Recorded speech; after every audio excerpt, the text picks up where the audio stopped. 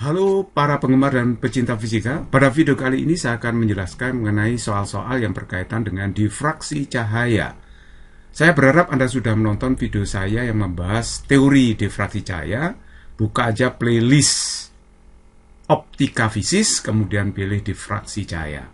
Nah, kalau Anda sudah memahami teorinya, mari sekarang kita bahas soal latihannya ya. Soal nomor 1. Dengan menggunakan penghalang celah tunggal, pada layar tampak garis terang gelap berturutan hasil interferensi, yaitu pola fringe. Garis terang pusat dengan garis gelap kedua membentuk sudut simpang difraksi 30 derajat terhadap garis normal layar dan celah.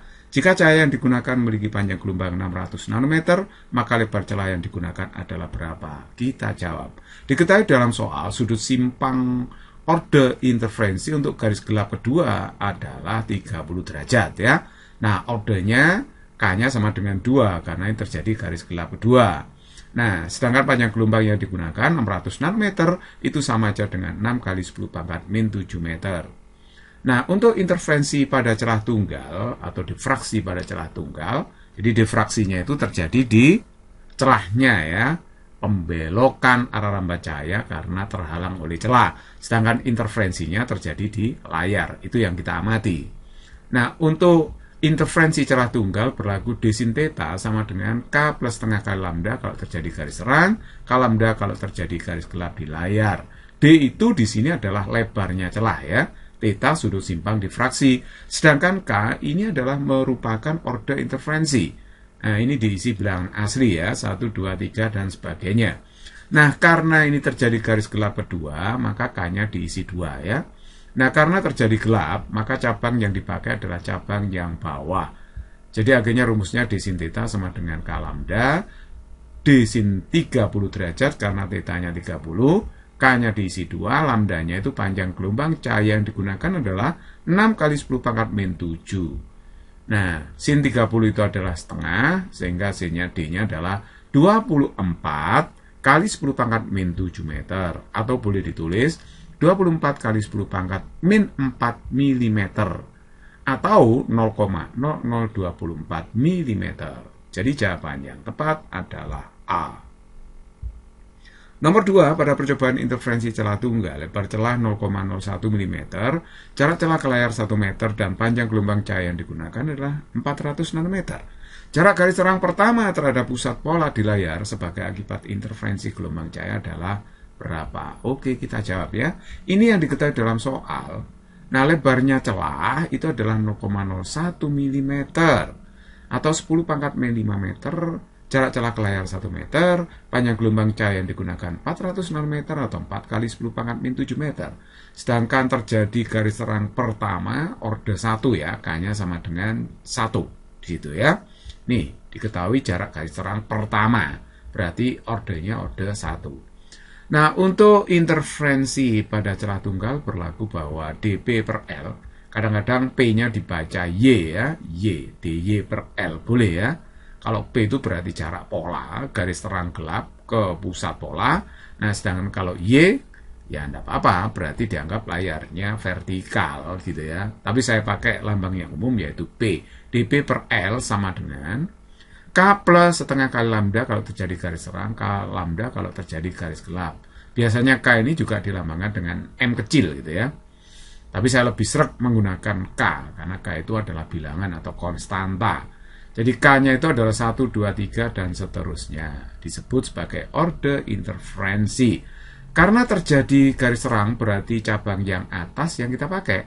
Berarti dP per L sama dengan K plus setengah kalikan lambda. Nah, P-nya itu berarti K plus setengah kalikan L lambda per D. L lambda per D ini sering saya baca lambda. Oke, K-nya itu 1 diisi ya di sini ya. L-nya adalah 1 meter, lambdanya 4 kali 10 pangkat min 7, D-nya 10 pangkat min 5, sehingga hasilnya adalah 6 kali 10 pangkat min 2 meter atau 6 cm. Jadi jawaban yang tepat adalah C. Nomor 3, suatu celah sempit yang lebarnya 60 mikrometer dikenai cahaya dengan panjang gelombang tertentu. Di layar yang berjarak 2 meter dari celah tadi terbentuk pola fringe dengan lebar pita terang pusat 4 cm. Panjang gelombang cahaya yang digunakan dalam percobaan ini adalah berapa? Oke, kita jawab. Ini yang diketahui dalam soal, lebar celahnya adalah 60 mikrometer atau 6 kali 10 pangkat min 5 meter. Jarak celah ke layar 2 meter, lebar pita terang pusat 4 cm atau 4 kali 10 pangkat min 2 meter. Berapa panjang gelombang yang digunakan?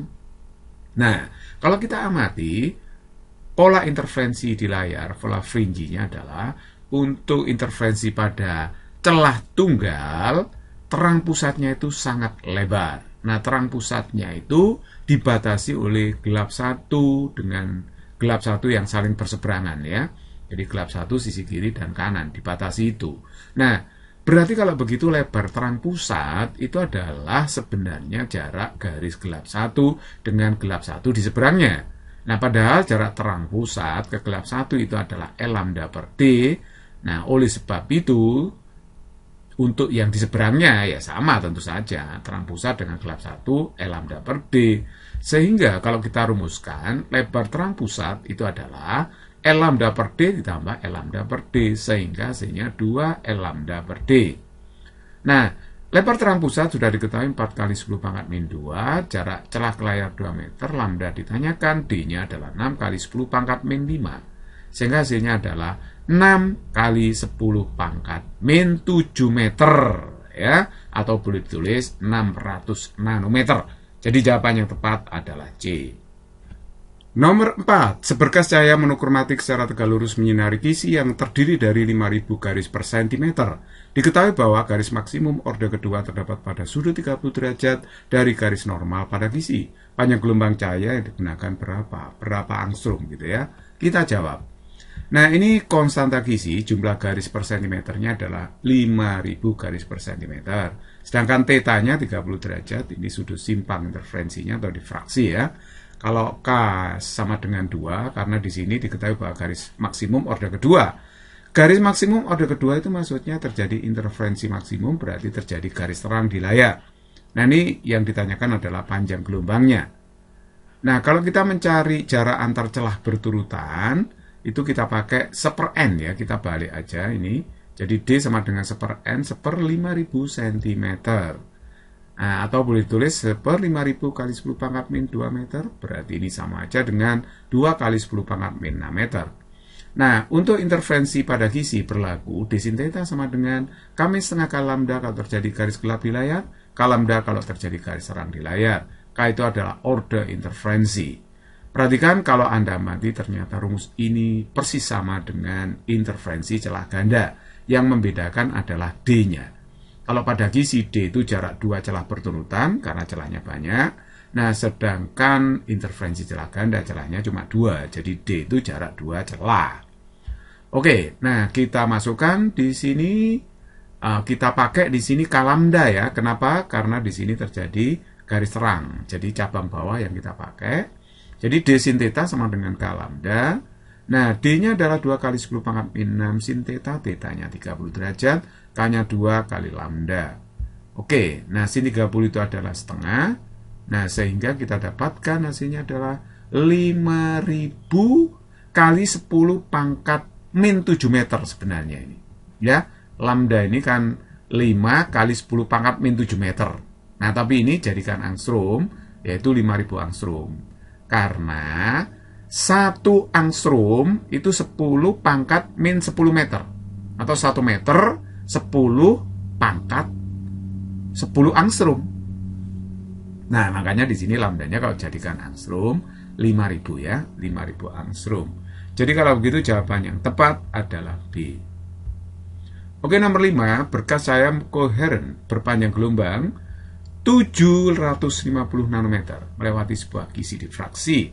Diamati bahwa sudut difraksi untuk garis terang orde ketiga sebesar 37 derajat terhadap garis normal pada kisi. Jika cahaya diganti dengan panjang gelombang 375 nanometer, maka pada sudut difraksi yang sama akan teramati garis terang orde keberapa? Oke, kita jawab. Nah, kalau menggunakan panjang gelombang 750 nanometer, nah, ordenya itu adalah orde ketiga, orde terang ya, yang ketiga yang teramati begitu. Nah, untuk sudut simpang 37 derajat gitu. Nah, orde yang ketiga seperti itu. Nah, kalau lambdanya 375 nanometer, ini ordenya yang teramati berapa untuk sudut simpang difraksi yang sama gitu. Nah, kita jawab ya. Nah, karena ini difraksi gizi, berlaku d sin theta sama dengan K min setengah K lambda kalau garis gelap, K kali lambda kalau terjadi garis terang. K-nya itu adalah orde interferensi. Nah, kita pakai d sin theta sama dengan K lambda karena yang kita pakai d sin theta sama dengan K lambda karena di layar terjadi garis terang. Oke. Nah, sekarang berarti d sin theta ini saya tulis K1 lambda 1 kalau menggunakan panjang gelombang 750 nanometer. Jangan dalam percobaan ini d dan theta-nya dibuat tetap ya, tidak berubah. D itu jarak antar celah berturutan, sedangkan theta itu adalah sudut simpang difraksinya. Nah, terus kemudian untuk panjang gelombang lambda 2 375 saya tulis seperti ini. D sin theta sama dengan K2 kali lambda 2. Sekali lagi, D dan theta tidak diubah di sini. Jadi yang diubah cuma orde interferensi sama panjang gelombang di sini ya. Jadi kalau begitu ini sama, berarti kita bisa samakan K1 lambda 1 sama dengan K2 lambda 2. Nah, kita masukkan K1 adalah 3, lambda 1 750, K2 ditanyakan lambda 2 375. Nah, kalau kita hitung K2-nya ketemu 6. Jadi jawaban yang tepat adalah D. Music is very easy and fun.